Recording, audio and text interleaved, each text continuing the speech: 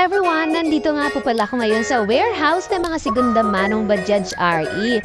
At ito nga ang labas ng warehouse. Sa mga gustong pumunta para hindi kayo maligaw, ayan, binidyohan ko na. At once kayo ay pumunta dito sa warehouse na to at makita niyo ang pulang gate na yan, so ito na po yun. At para naman sa mga nagtatanong kung saan ang location itong warehouse ng mga segunda manong Bajaj RE, ito po ay sa Parian, Calamba, Laguna. At ito nga ang kanilang address. So ayan, screenshot nyo na lamang po para kapag gusto nyo puntahan ay meron kayong kopya. At nakapasok na nga tayo dito sa loob ng warehouse. Kung makikita nyo, napakarami naman talagang available na mga segunda manong Bajaj RE.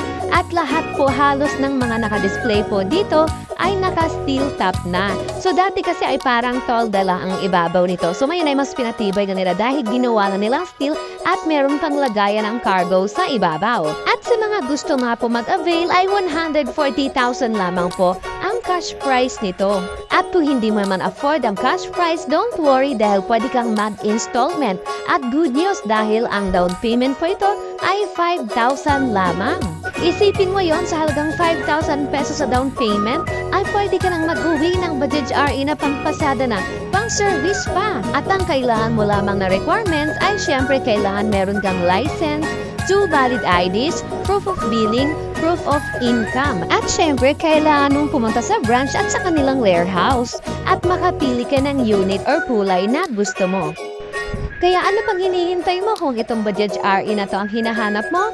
Good news dahil itong warehouse na to ay puro Bajaj RE lamang ang laman. So itong napakalaking warehouse na to ay puro Bajaj RE na segunda mano. Kaya visit na and mag-avail na. Thank you for watching! Bye-bye!